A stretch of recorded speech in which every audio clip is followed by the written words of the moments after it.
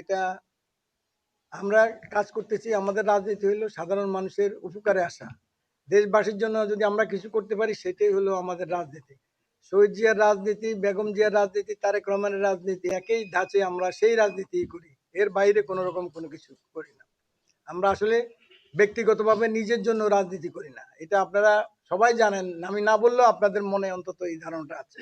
আমার সাথে কারো দুর্ব্যবহার হয়েছে কিনা সেটাও আমি বলতে পারবো না যে আপনাদের সাথে কারো আপনাদের সাথে না, শুধু এই এলাকার কারোর সাথে, ফরিদগঞ্জের কারোর সাথে, চাঁদপুরের কারোর সাথে আমার সাথে কোনো সময় দুর্ব্যবহার হয় নাই। কারণ আমি শান্তিপ্রিয় মানুষ, আমি শান্তিতে বিশ্বাস করি। আর রাজনীতি যারা করে তাদের মন মানসিকতা সাধারণত একটু শান্ত থাকতে হয়। সত্যি কথা বলতে রাজনীতি আসে আমার মনে হয় আমার চামড়াটা খুব মোটা হয়ে গেছে।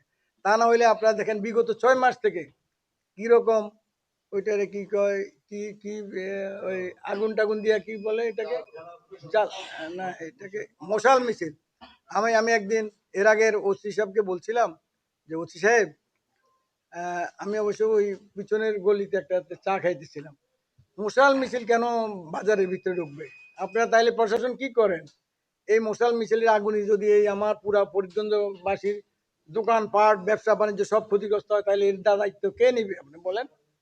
উনি আমার কথা জবাব দিচ্ছে না, আমি খেয়াল করি না। তেমন খেয়াল করেন না কেন? আপনার লোক থাকবে না কিছু?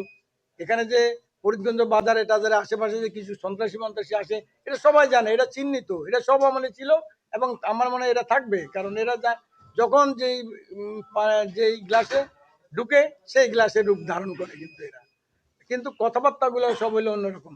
গতকালকে যেই ঘটনাটা ঘটছে এটা আপনারা দেখেন, ভিডিও ফুটেজ আছে। আমি তো এর ধারে কাছে নেই, আমি ছিলাম অন্য এক অন্তরে।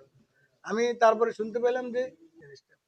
তবে আমাদের দল একটা শান্তিপ্রিয় দল, তার মধ্যে আমার চামড়াটা অনেক মোটা করে ফেলছি। আপনারা দেখেন গত দিনের যদি ফুটেজ গুলো দেখেন, আপনি ভাইরে কি কথাবার্তা বলে, একটা লোকরে কি কথাবার্তা বলে, পার্টিসিপরে বলে, অমুকরে বলে, সেমুকরে বলে, কি অবস্থা আপনি মনে করেন? একজন লোক 7 লক্ষ লোকের প্রতিনিধি হবে, তার কথাবার্তা আর্ট থাকবে অন্যরকম, বিহেভিয়ার থাকবে অন্যরকম। মানে কিরকম টাইপের যে ইয়ে হয়। কালকে ওই নিচে নাইমা, খাজুরিয়া বাজার সে নিচে নাইমা দরজা খুলে, এই আমার তোর বড় মাস্তান কে আছে, এরকম টাইপের বা এরকম একটা ল্যাঙ্গুয়েজ ইয়ে করে দুইটা ছেলেরে মনে হয় ধাক্কা দিছে। আর তার বাচ্চারা ওই দানিশিস বুয়া বুয়া কইছে। এটার থেকেই আসলে এটার উৎপত্তি হয়েছে।